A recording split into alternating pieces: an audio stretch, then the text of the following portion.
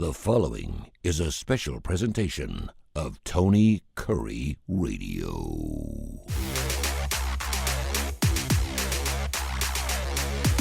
Back on the Coastal Sports Digital Network, and of course, Tony Kurre Radio. You can find us on, of course, our YouTube channel. We are up live every Tuesday and Friday, 10 o'clock Central Time. And of course, right here, we're fixing to expand on some other different platforms as well. You can always hear our shows on our podcast, where you can hear our podcast as well as on Audacity, which is all part of that. I'm Tony Kurre, Case Kiefer, Las Vegas Sun to my left. Kai Gregory's been handicapping for nearly 4 decades. And of course, Kip Kiefer, the executive director of the Birmingham Racecourse and Casino. He's right below us. Worthless Tony Kurre trivia right off the top of the bat. Since the beginning of the 2023 season, NFL quarterback with the most game-winning drives. Since when? Sorry, I missed the beginning of the 2023 season, the last 2.5 seasons, quarterback with the most game-winning drives in the National Football League. I was going to say Bo Nix from the last 2, but he wasn't around in 2023. So that would be one Bryce Young with the Carolina Panthers. How about that?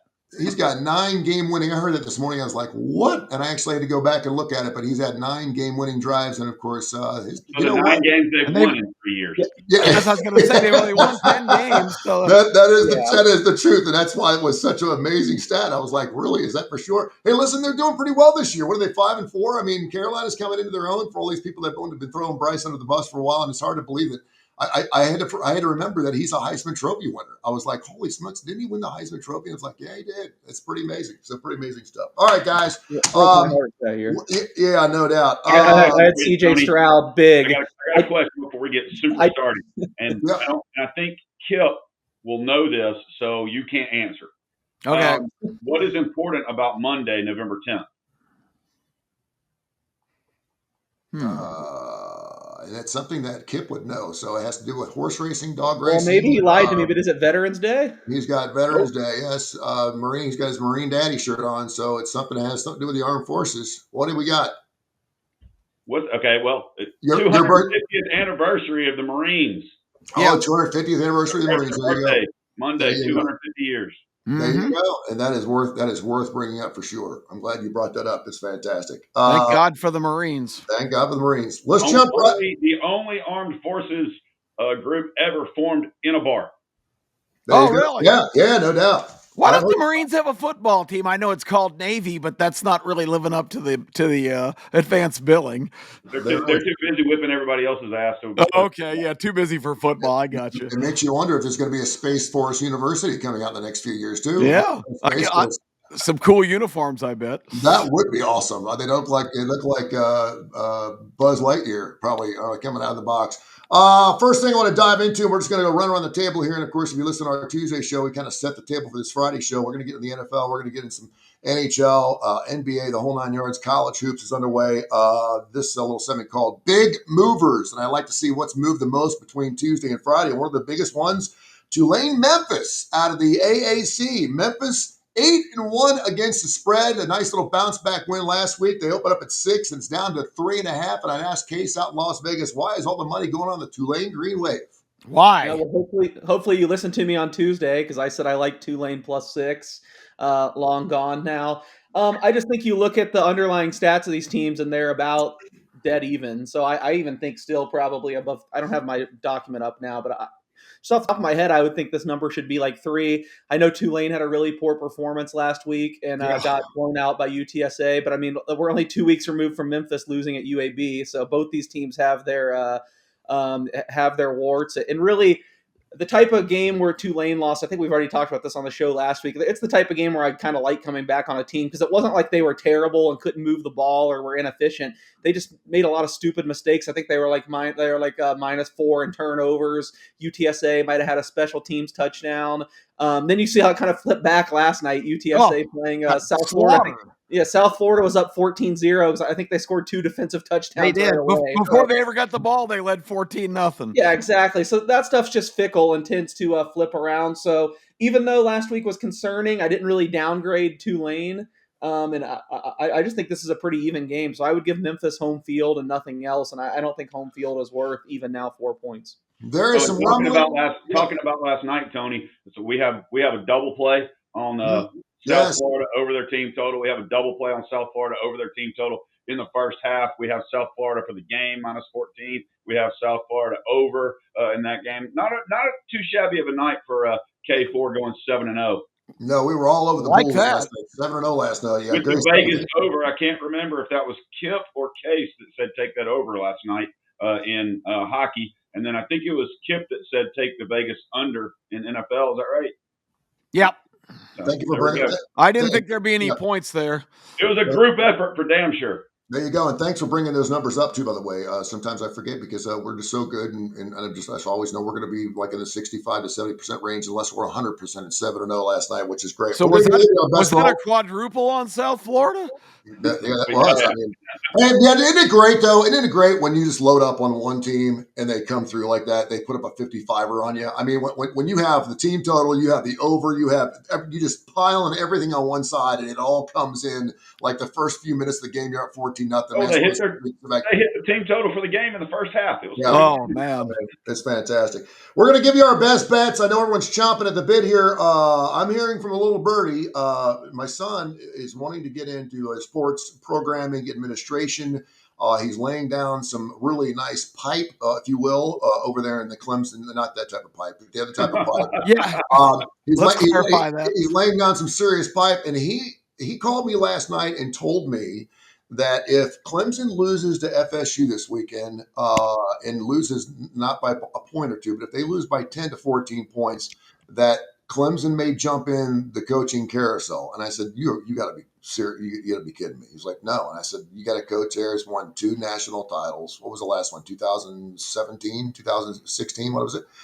And I said he's by far won more games in the ACC than anyone else, and we certainly know where his heart is. A good Christian guy. And I said, but you're talking about, and he's like, yeah, at 3-6, they would be 3-6. Any shot that Clemson fires Dabo Sweeney, what would it take for Clemson to get rid of Dabo Sweeney first of all, during the season, or even at the end of the season? Or do you think he's safe?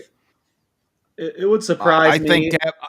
Go ahead. Yeah, me too. Go ahead, Case. I was just going to say, I think Case are going to say the same thing, but real quick, I'll let Case have the floor. But I think the only way they're not going to have Dabo is if Dabo steps down, because he's so apoplectic about what's happened to his national championship contending team this year. And I wonder if that would happen, Case. Yeah, I totally agree. I wouldn't be shocked if he's not the coach next year. I would be shocked if he's not the coach because he's fired. I mean, maybe they come to a mutual agreement, or he agrees to step down. I mean, I've frankly never been a Dabo guy, as you've probably heard on this show. I've always been kind of skeptical, but you got to kind of give it up to him for winning those national titles at Clemson.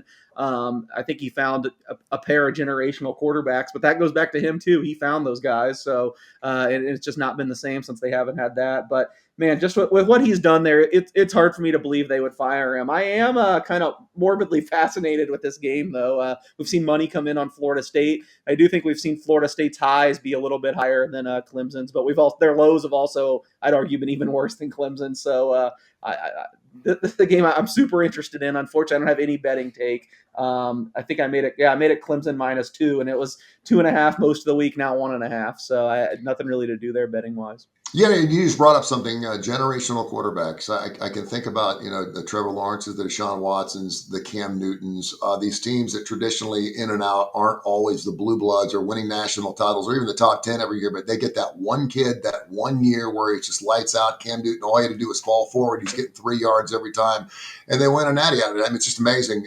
Sometimes when you get that right quarterback, and they certainly did it with Trevor Lawrence. And you have to put that on somebody. You have to give that to the coach, right? I mean, he's the one that's bringing those kids in. I hate it for the kid. Yeah, go ahead. Let me say this. I think, we underestimate the effect that Chad Morris on the offense and Venables had on the defense. And once those guys flew the coop, Clemson has not been the dominant team. Now, I will give whoever made the call, I think Morris was still there at the time, but it could have been Dabo's decision. If you remember, they showed me a lot when they sat down their guy DJ Ungalele or whatever for Trevor Lawrence. They pulled the plug.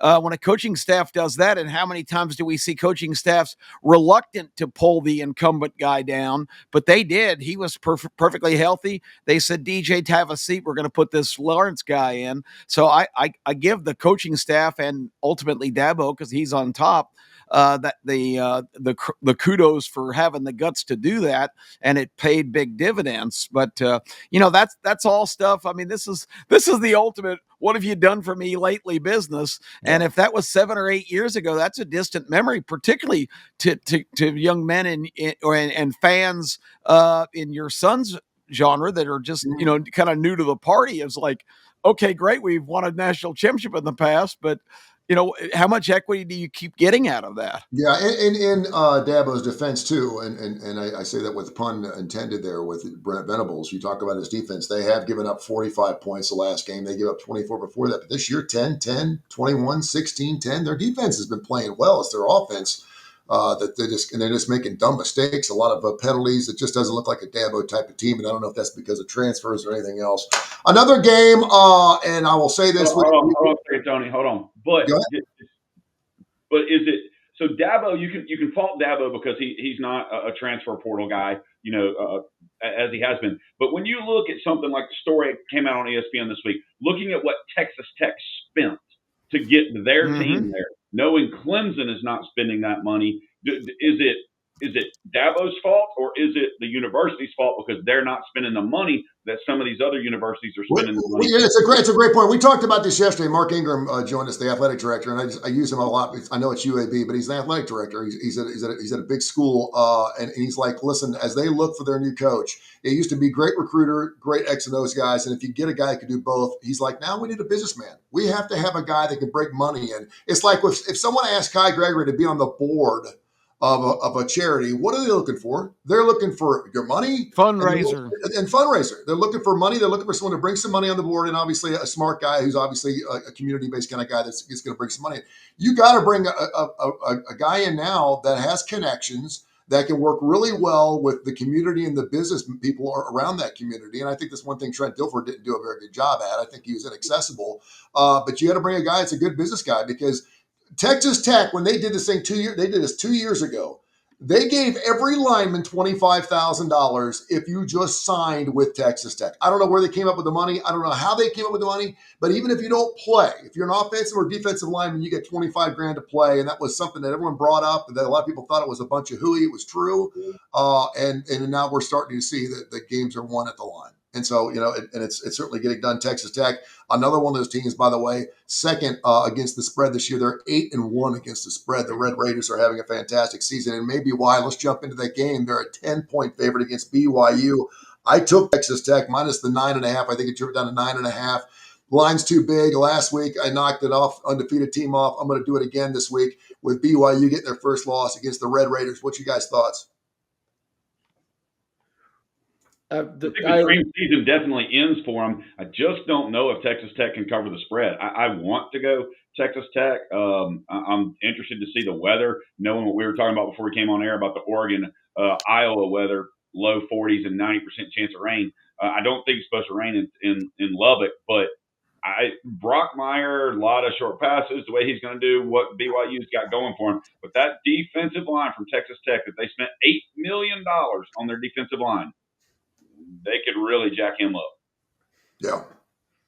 Case? Yeah, I'm on Texas Tech. Glad to see the lines kind of inching back. I think we talked about it Tuesday, but I laid 10.5 at open, and it went to the other side of 10 for a long stretch. So I'm never really happy if I don't get the best of the number, and I could have gotten 9.5. So watch it land 10. But I think you guys mentioned it in the trenches. I feel like that's where BYU's been winning games, and I don't think that's going to work against Texas Tech, especially Texas Tech's defensive line. I think I don't expect Texas Tech to make like a semifinal run. in the playoff, but I also don't think it's totally out of the question just because I don't think anyone has them just going to be totally overwhelmed up front. I think they're really good up front. And to me, that makes a big difference. Getting to play at home, I do think Lubbock is a little bit bigger of a home field advantage than most places in college football. So, and I've just been kind of looking for a place to fade BYU. I think the Big 12's turned out better than I expected, than I think most people expected this year. I think it's been pretty tough. There's a lot of good teams, but BYU has managed to avoid most of them. And of all these teams that are getting like playoff buzz,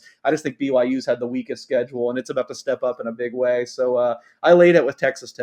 And Kip, we've got the pleasure of actually talking that game up on ABC 3340's starting lineup because that's an 11 o'clock kick. It's the first game. It's ABC's first departure in 5 weeks from having all SEC games or an SEC opponent in every game, representative. That's how big a game. And it's weird that it shows up on ABC, who I didn't know had any affiliation with the Big 12, but you never know in modern day television how these things are acquired. Texas Tech, clearly better team. They're at home. They've got everything going for them. BYU, we've been kind of dancing around every week that the dream's due to explode a little bit. But, if it stays under 10, then I'm more comfortable with the Red Raiders. The early line this week was 10 in double digits in this kind of game. I'm always queasy about giving big points, but Texas Tech certainly should take care of business here because clearly they're the better team and they're at home and have everything going for them. Speaking about spending money, get used to seeing BYU in all these conversations in sports because they're spending as much money as anyone in both basketball and football. Everybody has noticed the Texas Tech effect here. Anybody who says, well, you can't just throw money at it is being corrected this year. Yeah, they can. The Mormons got some money too, by the way. Yeah. They do. There's some cash in religions, I'm telling you. I'm just telling you. The Catholics own a lot of the land over in Ireland.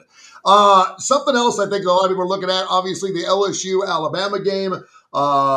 Bama sitting there at 10. I think it's kind of like spoiled around a little bit. And I think obviously you got a lot of Alabama fans that are just run at this game. Alabama is 5-2 against the spread. We were talking about how teams are responding after they lose coaches, and obviously LSU has fallen off the face of the earth the last couple of ball games, losing 49-25 and 31-24. This could be one of those games where Alabama starts to separate itself as the fourth team in the nation and maybe be one of those teams, if you want to make a comparison to Ohio State, if they can have a great showing at Bryant-Denny Stadium, Kai, coming up on Saturday night. What are your thoughts? I was really interested because I think it's a huge movement for LSU either way. If Lane Kiffin's daughter's boyfriend plays, I think he was upgraded to questionable, is what I saw yesterday. So that makes me wonder. I think Alabama's going to put up at least 35, which means I like them over their team total. Obviously, how many times have you played Alabama's team total this year? By the way. I can't remember a week where you have not liked them. Yeah, I mean, and they've been there's been a couple of weeks I didn't like them, but it just the way Ty Simpson's playing, the way he's spinning it, even without Miller running the ball worth a flip, and I do not like LSU's defensive backs at all. Nussmeier, I think, has to come out and play the game of his life, and Ty Simpson has to play completely opposite of the way he's been playing. If he comes out and plays like he has the last 6-7 weeks, Simpson, in my opinion, I think Alabama wins big.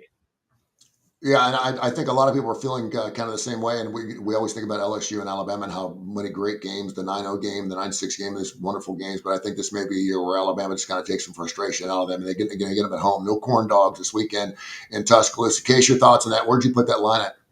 Nothing for me. I made it Alabama minus 10.5. It looks like been interest on LSU all week. This is one, I guess, I don't think I'd bet it, but maybe kind of like Kip said about Texas Tech. If it got to 9.5, I might actually have to swallow hard and, forget about the coach bump and bet Alabama. I just think Alabama should be pretty sharp with some time off. And man, it scares me just how much love LSU is getting going into this game. As much as the vibes are going to be better, and yeah, they probably like their coach now. They haven't given you a whole lot this season to be excited about. So I think with the way the market's moving, it would only be Alabama or pass for me. By the way, the latest. Yeah, go ahead. Go ahead. I just want to add Frank Wilson's press conference I listened to yesterday said that, Garrett's trying hard and he's doing everything we're asking him to do. But the coach speak I heard there, he mentioned Van Buren. Remember him, the kid from Oh, yeah. Mississippi State who transferred to LSU. He pretty much suggested we've got to give him a look and see what he can do. So don't be surprised if Nussmeier doesn't get off to a great start. You see President Van Buren. I always want to call him Martin, but because I don't remember his first name. But President Van Buren may be in the game there. And if you remember last year at Mississippi State, he was putting up a lot of numbers and throwing for a lot of yards on a really bad team. So maybe that would be a little bit of a spark. And I just think the defense, which earlier in the year Brian Kelly was proclaiming, we finally got a championship defense. They played good defense the first 3 or 4 weeks.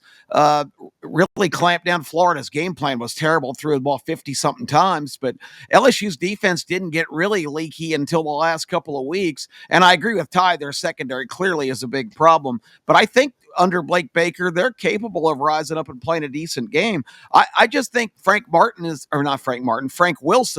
is such a, kind of a fatherly figure. I think this team's going to play hard and maybe can be enough in the game in the first half to hang around and cover here. I'm not looking for an Alabama blowout. Speaking of Ty Simpson, by the way, the Heisman Trophy odds just came out about 12 hours ago. Ty now third in voting, plus 350. Fernando Mendoza out of Indiana is plus 220. So. And Julian Sayings came out of nowhere for the Ohio State Buckeyes. Yeah.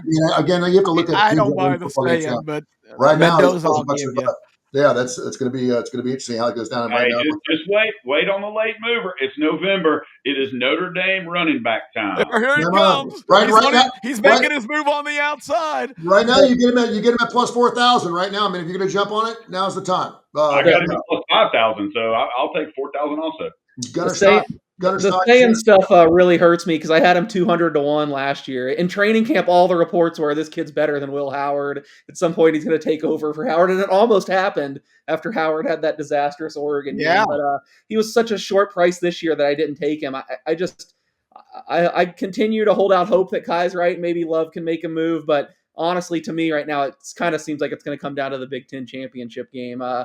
I actually have been really impressed with Saying the last few weeks. Their offense was so vanilla early. He's looked really good. I don't know I don't have a strong feeling on Ohio State, Indiana, but if you do, I feel like whoever you think is going to win is probably the bet, in my opinion, even though it's chalky right now.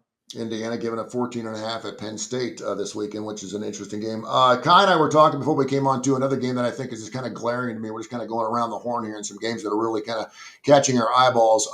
I know this is not the Oregon of 5 to 10 years ago where they're averaging 45 points a ball game, but they have gone 59, 69, 34, 41, 30, 20, 56, and 21. And now they're playing at Iowa where the over-under is only 41. I can't remember the last time Oregon was ever in a game where the over-under was 41, because typically 41 is their team total.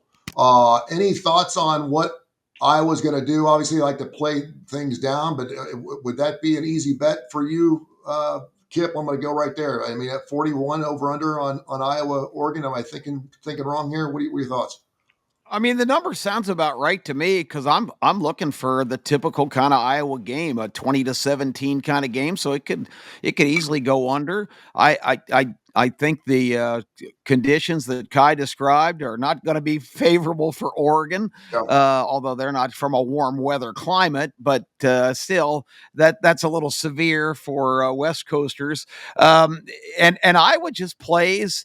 I mean, everybody wants to talk about Indiana this and Indiana that, but Indiana had a real grim struggle at Iowa and did get the job done. But Iowa's just a pain in the ass to play in that stadium, Kinnick Stadium, and they're getting almost a touchdown here. I don't know about the over-under, but I think Iowa stays in the number. I think Oregon would be absolutely delighted to get out of there with a field goal win. And I would have thought, Case, just because it is Oregon, that maybe that line would have crept up a little bit, but it hasn't. It stayed put at 41 all week. Yeah, I'm on Iowa too. It actually is a pretty decent sized bet, but as the week's gone on, it's not one I'm super confident in. I still would lean that way. We've seen very little movement I think you guys nailed it in hitting all the factors. The other thing, the one area where Oregon's been kind of weak is their run defense, and Iowa, I mean, year after year can run the ball. And they got they got a big play guy this year, running back whose name I can't remember, and then they got Moulton, kind of the every down back. I just feel like they can do kind of the classic Iowa thing and run the play clock down and bash out some yards. So I kind of feel like it's going to be close. I do say anytime you bet the Hawkeyes, it kind of takes a leap of faith just because I think it's kind of gone underreported just as Iowa isn't under the scrutiny of some of these other teams. But like their quarterback, Mark Gronowski, is a guy everyone wanted in the transfer portal who just tore it up at South Dakota State. Then at the beginning of the year, it was honestly like he had the yips or something. He could just not throw the ball at all. Now, it seems like starting with that Indiana game and beyond, I mean, he hasn't been outstanding, but he's been fine. He at least gives them some dimension. But, I'm a little bit worried that Oregon, obviously uber talented, both sides of the ball, but on defense, they have a bunch of young guys. I'm a little bit worried that they could put him back into that corner where he just looks completely lost again. But yeah, I mean, the conditions, the run game advantage, all that makes 6.5 seem a little high to me. So, it would be Iowa or pass on this. Well, and that's why I think that 41's, I know the weather's going to be kind of shoddy, but that's why I thought that 41 looks a little low, because you're talking about a team that put 41 up last week in Iowa against Minnesota. Then they only give up 3. The two teams scoring the most points against Iowa so far this year, believe it or not, Rutgers and Penn State, 28 points and 24 points respectively. I use that licensely, but they put 37 up against Wisconsin. They put 30 up against Rutgers. They put 47 against UMass. I mean, this team could score. I know Oregon's got a great defense. But yeah, I hope it's not a 21-17 game. It'd be kind of fun to see one of those games where, you get your bet in and you could circle it before halftime. So that'd be kind of fun. We'll see what happens. I'm going to go around the horn because we're halfway through the show. We're going to start with Kip because we went through some games on Tuesday and obviously some things develop throughout the week. And I know that you gave us some games that you really liked on Tuesday, but I know there's some other games, particularly since you had your bankroll yesterday, have kind of come to light towards the end of the week as we get ready for college football. And then we'll get into the NHL and the NBA and NFL, anything else you guys want to get into. But give me some more college football plays, Kip. Well, on the starting lineup this week, I'm going to have a Sunshine State 2-team parlay because I'm so helplessly in last place in the TV show standings that I've got to start throwing the long ball. No more of this trying to grind it out. So I have gone with the 2-team parlay, and the first part that's got to get done on Saturday is the Florida Gators, who anytime I pick them, I hold my nose because I'm not a big Florida Gator guy, but they're going to Kentucky. Kentucky won the ugliest SEC game, the lipstick on a pig bowl last week at Auburn, ushered Big Freeze with cheese right out of the stadium and off the campus for good. And that burger still is available, by the way, at Jack's. I got a Jack's right down the street. Yeah, They still are selling that. That is something that's got to go through. She's like, I know it's got to go through the end of the year. It's like the F-150 commercials. He's still driving. Yeah, because they've already locked in the advertising. They paid DeBoer and Hugh Freeze a shitload of money, and they're still debating the Big Freeze with cheese against the DeBoer. Sucks, by the way. It's a horrible burger, by the way. It's not good. Okay, so not a glowing endorsement for Jack's here, but anyway, I just can't see Kentucky, who I defended as being kind of a pain at home in their stadium there in Lexington. But this team can't score points. Boley, the young freshman quarterback, has been as good as you could possibly hope for Kentucky, but Florida's only given them 3. I think the team will have still the emotion of how they played against Georgia. They let that one slip away, and I just can't see Lagway. If you look at the matchup between the quarterbacks and the respective defenses. I mean, Kentucky's has been good and bad. Tennessee rang up 56 against them 2 weeks ago in Lexington. So that defense can definitely be assailed. I hear Trey Wilson, who was great in the Georgia game for Florida, is out, but they've still got a wealth of receivers. And so I really like Florida -3. And then I went to the NFL. We can talk about that in a minute, but I've got them paired with the Buccaneers, who I think are going to slow down the Patriot train this week. We'll get to that later. So that being said, that's Florida is the first one on my radar. I really think they're going to find a way to win that game over Kentucky.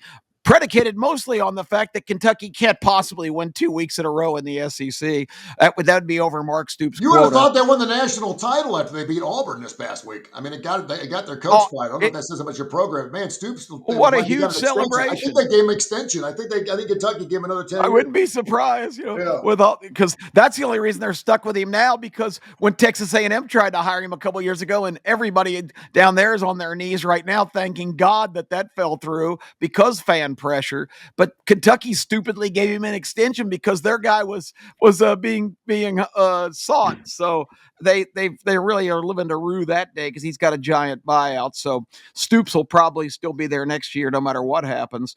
But anyway, so I got Florida. I've looked at a couple other ones that I touched on. I may need to be committed for this, but I really love North Carolina over Stanford. They're only a 7.5-point favorite. I know North Carolina is awful, but the Belichick family has them playing some defense lately. I mean, Syracuse has a terrible defense, but their offense has been productive. North Carolina just shut them off the last game they played. So I like Carolina there, and Stanford is just god awful. They're flying across the country. I just don't think this is going to be a competitive game. I think Carolina wins it 24-7 or something like that. It'll be ugly, but I can't believe I'm saying it but I really like them. And the game I mentioned too the other day, I think Nebraska's finished.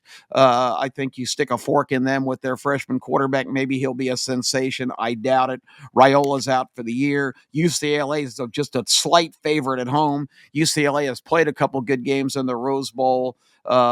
Routing Penn State and starting the James Franklin Express off the cliff. UCLA only 2.5 last time I checked. It may have adjusted now, but those are kind of the ones that jump out at me. I like UCLA in that game to keep the Cornhuskers' miseries and remind the folks that the dynasty of Cornhusker Nation is never to return. Yeah, of course, kept going against the trees for a second consecutive week. You had Pitt minus the 14 last week. They get it done. They win by 15, and against going against them again with North Carolina. They always say don't bet on two turds because they're two bad teams. They make stupid mistakes, and you lose games like that. But if you can make money, you can do it. By the way, I do want to mention, too, on Tuesdays, we do Kip's Best 12. And there were two teams that the CFP had that were different than yours. And those, of course, were BYU and Oregon. You had them in your top 12. Actually, they had them in their top 12. You had Virginia, Miami. The CFP had BYU and Oregon. So the only two teams different from you guys in the CFP. We'll see how that plays out towards the end of the season. We'll do another top 12 coming up here on Tuesday at 10 o'clock and see how things change at this weekend. Case, give me some of your plays going out throughout the college football season. It's been a fantastic year so far, but give me some of your best plays this weekend. Just been kind of a treading water year for me, to be totally frank. I've been crushing the NFL. Hopefully you can read my NFL stuff at LasVegasSun.com. I think I'm 24 games over 500, picking every spread. I'm really in a week-to-week battle with college football, but hey, not every year can be last year where I really crushed everyone. But hopefully we can bounce back this week. It's been a good midweek. I feel like week after week I've been complaining on the show how bad I've been getting beat in the midweek, but I haven't lost a bet yet. I don't think. I was on Akron, Toledo, and Georgia Southern, and I'm on all three. I have a side on all three games tonight, which is weird because I really don't have a ton of bets this week. I think all these have moved in my direction, but I still think I'd be comfortable betting them. So I guess I just like to go with the games. I know people want to get action tonight. I took Houston plus 1.5 at UCF. I think they're a slight favorite now, but moving from 1 to favored 1, I still think is fine. I know they're in a little bit of a precarious injury situation, especially on defense, and Wegman's been beat up all year, but I like their coaching staff better than UCF's. I think they have a better baseline, so I'm on a Houston. I already mentioned I like Tulane. Then one of my bigger bets this week was actually USC minus 14. I think Northwestern's been a great story, and I think they only need one more win to get to bowl eligibility. I think they're really well coached, don't make many mistakes, but I kind of feel like this is where it runs out. I feel like no one pays attention to the Trojans because I don't know, even their fan base is kind of apathetic these days. I don't think they really care, but I honestly would put their skill position players up against anyone. I mean, Jacoby Lane, Mekhi Lemon, they have 2 running backs hurt, but they found like a sensation in this freshman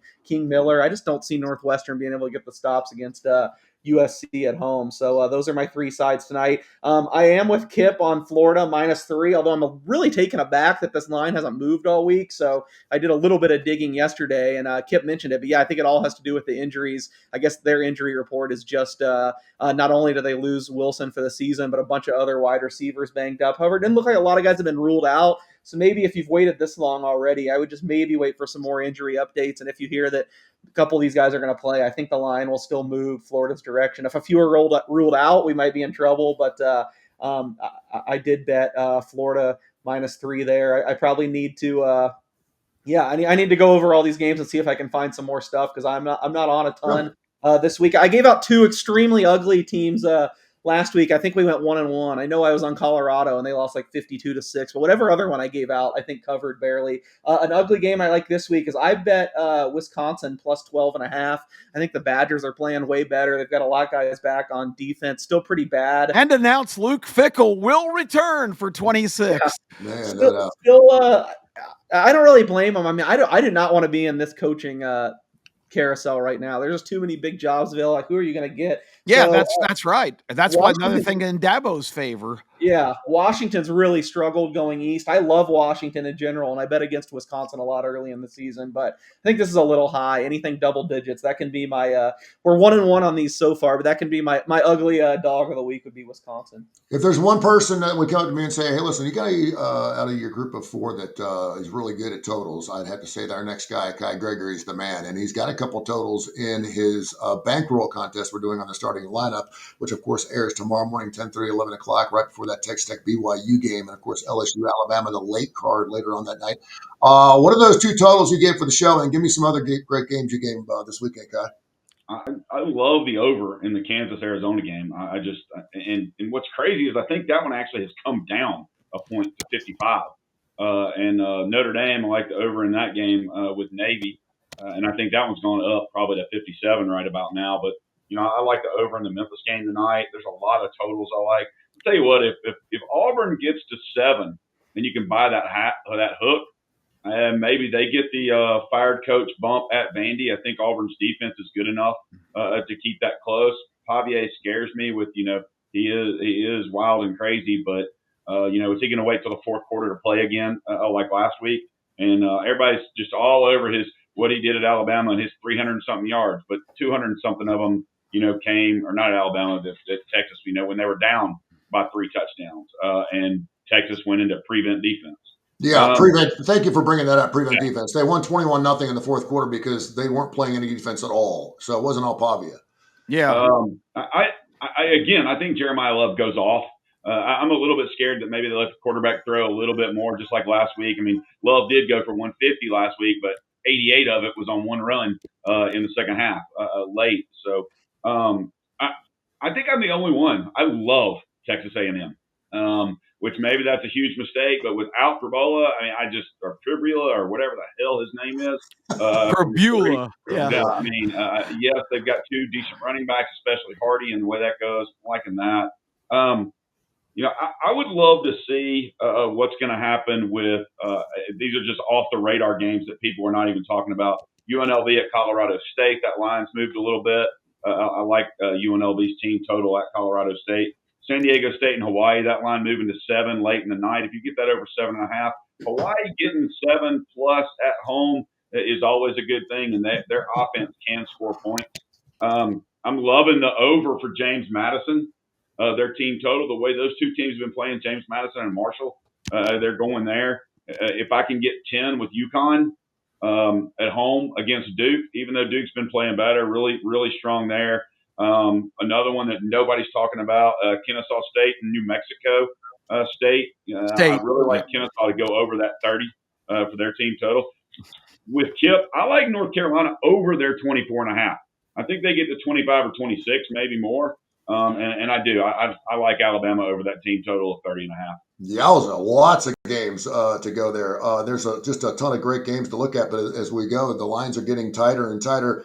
That Indiana line's been really interesting. Just sit there at 14.5 all week long, just hoping someone takes that 14.5 so Penn State can come out and get that hook. I'm going to probably leave that one alone. I think the Georgia Mississippi State line is really, really interesting. Mississippi State's been played pretty well at home, particularly that line open at 8.5. It's up to 9.5. A lot of people loving Georgia under the 10. Yeah. Georgia's come back to bite me in the ass a couple of times this year, man. I'm probably going to leave that game alone because I don't know what that defense if you bet that game, you better not. I mean, after watching Georgia, you give 9.5 on the road. That's ridiculous. Guys pointing his fingers up. I got to look at UAB and Rice just because I'm a UAB fan. UAB actually catching 2.5. This will be their best shot at getting at least one more victory. They got to win 3 of the next 4 games. We saw what they did against UConn, losing 38-19. There was not a light switch that came on. I do think the kids like Alex, and I think they want him to be the head coach, but there's still a lot of things they got to change for that organization. So, again, I'm not going to bet on 2 turds. I'm going to leave it alone. I'm going to jump all over Oregon over 41. I don't care. I mean, it may be nothing at halftime, and it comes back to bite me in the ass, but you give me Oregon and anything in the 40s, I want to take it. I think I saw a stat. I think the last 11 games where Oregon's had a total of somewhere in the 40s, the total has gone over 9 times, 9-2 against the spread on the over. So I'm going to take that. The A&M game I think is really interesting. Missouri is a good football team. They're fun to watch. Obviously, they're very competitive. If you're in the SEC, you must be pretty good. But to catch 7 at home, I think would be kind of a hard nut to give up. I'm going to probably leave that alone. I can't wait to see what Auburn and Vandy do. I really do, because this is Vandy's best shot to lay the wood to Auburn if they want to. When is Vanderbilt ever going to be favored by 6.5 against anybody, particularly the Auburn Tigers? So I think you may be right on that little bump to see what's happening. Now you want to find out, first of all, you got a coach. You didn't even know the coach had a son on your basketball squad. You got no football coach. I mean, they're in shambles down there at Auburn right now. There are people with paper bags over their heads. So that's very, very interesting. Auburn covered. By the way, Bethune lost to Miami. Bethune lost by 40 to Miami last night. Yeah, but Auburn covered the 24.5 last night in basketball. Yeah, well, good for them. Who did they play? The Mississippi School of the Blind? They played a team that was better than Bethune-Cookman. They played Merrimack. Oh, really? Merrimack. Yeah. Okay. Well, they were named after an iron ship in the Civil War. Okay. They'd be favored by 10 over Bethune-Cookman. Yeah. Give me Bethune-Cookman plus 10. Keep booking that one. Yes, he is. I do like Texas Tech 7-1 or 8-1 against the spread. I give up the 9.5. I'm going to jump on that right after the show. And Bama is 5-2 against the spread, which is kind of rare because Bama's never in plus land against the spread because everyone always jumps on them and makes their lines too high, but they're giving up 9.5 against LSU. I think they get fat and happy against LSU. I think it's like a 35-14 game or something like that. I think Alabama gets happy. The Navy Notre Dame game is really interesting, and it's fun when you talk to somebody. Someone asked me in the parking lot. I'm so glad I thought of this. So I have a bus driver who walks up to me. I'm waiting on my son from school yesterday. He comes up to me and goes, "Hey, you do a gambling show, right?" I said, "Yeah." And he said, whispering to me. I said, "You don't need to worry about it. You can light up a doobie right here in the parking lot if you want." I said, "This is 2025. Everyone's smoking weed and betting on football games. So you're fine." I don't know in a school parking lot if that's a great idea. Oh, sure. The bus drivers do it. He said, "Please explain to me." And I had a difficult time trying to tell him why. But he's like, "They're not halves in football games. Why in the world does Vegas have halves?" And I said, "Well, you need to have an increment of pointage in order to bet because to move at 1 point is too much." I said, "Does that make sense?" Case, explain to somebody, because I remember when I first started gambling, I was like, "What do you mean 6.5? How the hell can they get a half a point? They can't." Can you please explain that to gamblers out there that don't understand that? Yeah, it's a good question. I don't really know how to explain it. I kind of feel like it's just intuitive. I mean, obviously with the half, then you're preventing a push, or if you're not in the betting world, a tie. You just explain like, okay, how often does a football game land 24-21? So then if only you have the option of going -3, you're just going to be in the business of refunding people every time you land on that. So also I do agree. Really people struggle to, I try to put this in more layman's terms. People struggle to comprehend, but point spreads really are just, they correlate with your actual winning percentage on a game. So your winning percentage, obviously like 3-4 is a gigantic jump. That's like a a 5% jump in win percentage. Obviously, that there's all these so many little tiny things that can happen in football games. You don't just want to jump. If you take a big bet, you don't want to jump. Oh, this team has a 5% better chance of winning. No, it's probably more like they have a 1%. So you jump then to the half point. You could juice it that way. So really, it's just about correlating with win percentage, and those, especially in those key numbers, like they represent a lot bigger win percentage than it sounds like with 1 point. K4Wins.com, K4Wins.com. Special thanks, of course, to the Digital Coastal Sports Network and Tony Curre Radio. I would have to say, so far, the best weekend in the National Football League as far as missed matchups, and I can't believe I'm saying this, the best matchup of the weekend, just based on wins, is the Pats and the Bucks, 7-2 against 6-2. That's going to be a great game. But you got the Rams and the Niners, which is a good matchup. You got the Steelers and Chargers, which is a good matchup. You got the Eagles and the Packers, which is a great matchup. You got some good matchups going on this weekend. You got like Bills Dolphins. I thought 3 or 4 weeks ago would have been a great matchup. Not so much now. But the Bills are having a great season. Let's start with the Kipster down there. Go ahead. Yeah. Hold on. Before you get to that, this may change some bets tonight. Just announced, new head coach of Arkansas, Ryan Silverfield from Memphis. Oh. Really? Wow. So Memphis kicked their ass and he got the job. How about that? Thumbs down. Because remember, I do not think highly of Silverfield. He inherited a gold mine and has not. They've been fine, but they haven't been that great. Yeah, but it's Arkansas too. I mean, do you expect them to do anything better than that? I mean, seriously, do you expect them to do anything better than that at Arkansas? I didn't think it was ever going to happen, but I know the fan base wanted Rhett Lashley to come home. I feel like that would have been a way better hire. Well, that's what Auburn's wanting too. Or Lashley just signed an extension. He's not going to. But I guarantee you, there's Arkansas fans right now going, Silverfield. We've already got Bobby Petrino, who is a scumbag and has a checkered past. But I still think at the end of the day, Bobby Petrino is probably more qualified to lead them out of the wilderness than Silverfield. Maybe I'm mistaken. I totally agree with you. I'm really surprised he's not giving a second shot, and I can always hang my head on the fact that because they've been competitive as hell since he's been on board. Of course, losing the last 2 weeks to Auburn and Mississippi State probably drove the stake in his heart, even though they were competitive. And I think what really hurts Petrino, and I actually agree with this, is his teams usually are really good for 2 or 3 years, but look at what's happened to every program he's in. They just absolutely go off the deep end. He doesn't do all the things to build a culture. He loses interest. Yeah, exactly. I do think you want a guy that maybe more can steady the ship, and maybe that is Silverfield. We'll see. These coaching hires are a crapshoot. I can be saying thumbs down. I don't think he's a very good coach. He makes mistakes all the time, but who knows? The right person at the right time. A good spot to go land in, though. He can go to Memphis now. Yeah, and he'd probably take that job too. Kip, what else you got in the NFL you like this weekend? Well, I've already said I really like Tampa Bay. I like them playing at home. I think the Patriots have been living on borrowed time. The pathetic Falcons really should have beaten them last week in New England, a 24-23 loss. It's a great story and a great run so far. And Vrabel's a fantastic coach, but I just think the Buccaneers really look like they should win the game at home. A couple other ones jumped out at me. You mentioned the Dolphins and Bills. The Bills coming off the huge, mammoth win they had to have against the Chiefs. But how many times do you see it?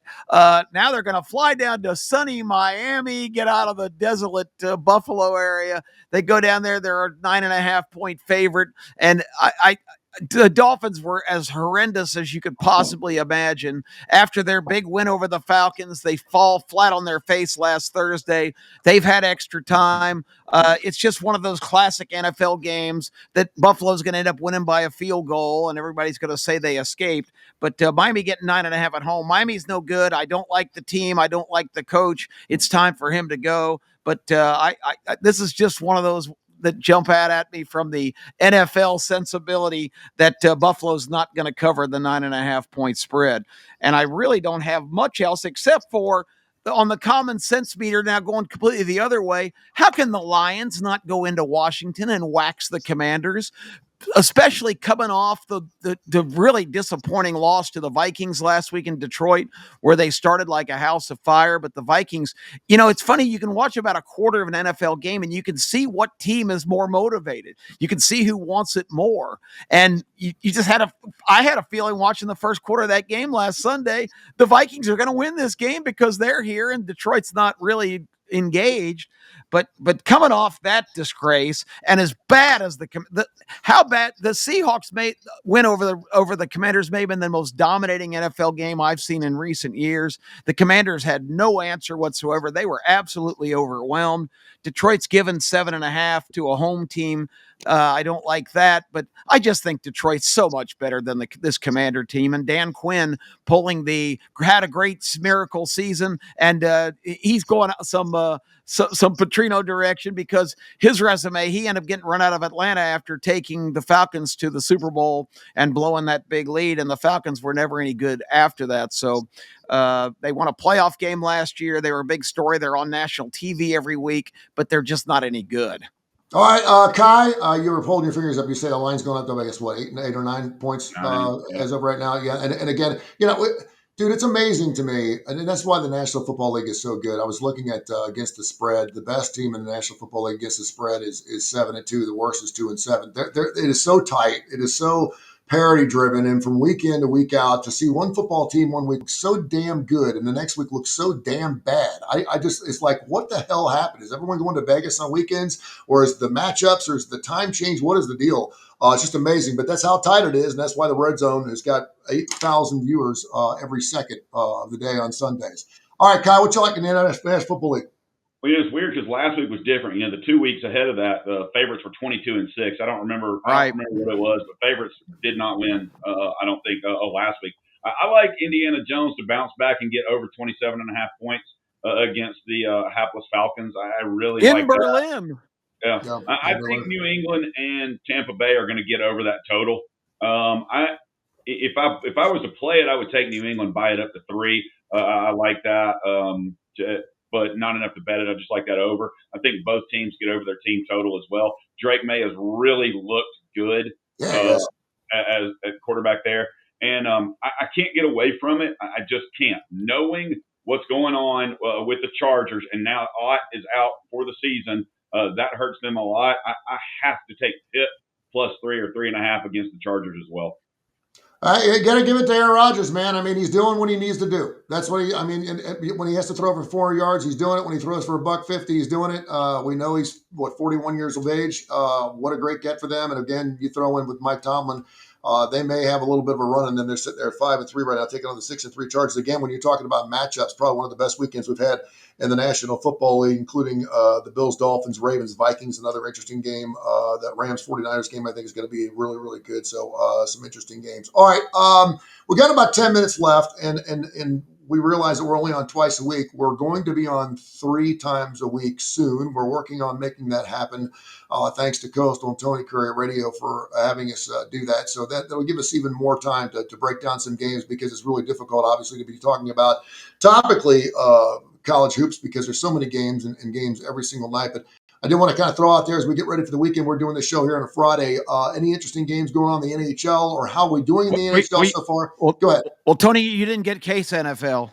Yeah, absolutely. Casey, I wanted to get your NFL first. I wanted to get your NFL first from Case, but then I want to get in the NHL as well. Yeah, I think the best game of the week is probably Monday Night Football, with the Packers hosting the Eagles. And the Eagles are coming off a bye. It's scary going against the defending Super Bowl champions, but I really like the Packers -2.5 in this spot. They're just kind of the type of team I love backing. Everyone's down on them. Just a bizarre game against the Panthers last week. They didn't punt a single time. They just couldn't punch it in the end zone. I mean, the Panthers never stopped them. The Panthers defense getting all these flowers. I know the Packers have been tough to trust this year, but I still feel like their ceiling is as high as anyone. And I don't care what metric you look at, they've been better than the Eagles this year. So to only be laying 2.5, I feel like that's a buy low. The Sunday night game, I just think you have to get the 3. It's kind of coming off, and now I got a really good number on this game. I got Pittsburgh +4.5. If you can still get the 3, I mean, the Chargers with Joe Alt have been like a top 10 offense. Without Joe Alt, they've been a bottom 10. I think is the what I used it in my column. I just, Harbaugh says it all the time. He builds his team through the offensive line, and all their offensive linemen are hurt now. So I guess I'll just go with the 2 primetime games, and we can move on to to something else. But yeah, Steelers and Packers for me. NHL, it's tough on Fridays. There's not usually a lot of games. Like the whole league plays Saturday. I only have one bet tonight, and it's one probably no one else wants to make. I wouldn't begrudge them for that. But I've been betting the Sharks like every game because the market's just having a tough time catching up. That they're not the absolute bottom feeder they've been the last few years. I know they started the year 0-7, but they've won a lot of games now. Their offense is outstanding. They have no defense. Their goalies are pretty bad. Although the Askarov, their second-year goaltender, has kind of got some potential. But I just feel like all their lines have been too high. I don't have my NHL document up. I think I bet them plus 160 tonight playing against the Jets in Hellebuck, which is a big task. But I didn't have anything on any other NHL game tonight. All the numbers were where I thought they should be. And I never saw it coming, but I've been betting the Jets a lot. And I mean, with their prices, they only have to win like 1 out of every 3 games and you're making money. So I just thought that was a little high again tonight. And we haven't even talked about the biggest game tonight, Kansas, North Carolina. Really looking forward to seeing how that goes. It's pretty crazy. Ever since Roy Williams left, North Carolina's never beaten Kansas. In fact, I went there. I don't pull the we with Minnie, but we've beat their ass a lot of times. I think we've won like 6 or 7 straight. Say it, baby. Yeah, baby. Yeah, baby. But it's kind of strange because all these years it feels like North Carolina's had like the big headliner. They've had like the Tyler Hansbrough when we killed him in the Final Four, even the national championship a few years ago. Like Armando Bacot was the talk, and Kansas kind of always had the better team, and it's kind of flipped this year. I think there's no doubt Kansas has the 2 best players on the floor tonight, Darren Peterson and Flory. I can't pronounce his last name. The inside-out combo, those 2. But then Nobody North Carolina kind of has like the next 6 or 7 best guys. It's kind of a weird Kansas team that's not very deep. If I had to say, I kind of feel like North Carolina gets the monkey off their back tonight and beats Kansas. But if Darren Peterson is as special as a lot of people say he is, and Bill Self said the most talented kid I've ever coached, which was pretty crazy to hear. Wow, he said a few good ones. And stuff. Like Self is just over the moon about him, which you don't hear him about many people. So the only way Kansas gets it done is if Peterson absolutely goes off. So if I was going to bet Kansas, maybe just go with like a Peterson prop total. But in my heart of hearts, I kind of feel like North Carolina finally gets over the hump and beats them tonight. Your thoughts in the bottom row, NBA, NHL, anything else we've missed that perhaps some people can make some money on going into the weekend? Look, I'll tell you what, in the NBA especially, Golden State, Denver tonight, that line I think is 10.5 for Denver. And going against my son because he's a huge Golden State fan. But with Curry still probably not playing and the way Jimmy Butler's not playing worth a flip right now for Golden State, I think Denver can probably do that. Gordon and Joker just are playing really, really well. I kind of like that. Unfortunately, I have to say I've spent more time in the NHL this year than ever before, and I've spent more time looking at the NHL than I have college basketball so far this year. I don't know if Alabama St. John's is tonight or tomorrow. I know why that is. I think it's going to be the guy right above you is pretty good. there are a ton, and I've spent 2 hours this morning on college basketball. Going to spend a lot more time. I'm just getting in, and I'm a big guy on defensive efficiency and rebounding as far as college basketball goes. I like betting home dogs that are a team that out-rebound other teams. But it's too early in the season for those. My college basketball really picks up right around Thanksgiving. I like those and it's more into January, but I like getting the outskirts, not the SEC, not the Big 10, not the Big 12, not the ACC, but your Midwest, your Far West teams, and your Ivy League between Thanksgiving and January 1st. Huge plays in those games. I remember the Ivy League used to only play on Friday nights, or they played other days, but I know on Friday nights, if you wanted to play college hoops, you had to play Friday night to get Ivy League action. Now, of course, there's a lot of other stuff. K4Wins.com, K4Wins.com. Thanks to, of course, Angel, the entire crew for having us on Tony Kurre Radio. A lot of people are reaching out. You can find us wherever you get your favorite podcast. It runs live on our YouTube channel on Tony Kurre Radio and, of course, on our K4Wins website. You can also check us out at K4Winners, wherever you get us on our special Instagram pages, as well as the X and Facebook. We're all over the place, so check us out and be listening up for our 3rd show coming up here in the next couple of weeks. We'll look forward to it. I can't believe the season is it's already November, and I can't believe it's going so fast. It's been just fantastic, and we continue to win our winter chicken dinner with a 7-0 last night. So, gentlemen, thank you so much for all you do. I appreciate you, and we will catch up next week. Roll Tide at MSG tomorrow. Yeah, beware Look of the Alabama. Mighty Ducks. 7 against the Stanley Cup champions, 7 against the semifinalist Dallas Stars last night. It's a duck quack attack in the NHL. Thank you, Joe. Appreciate you, man.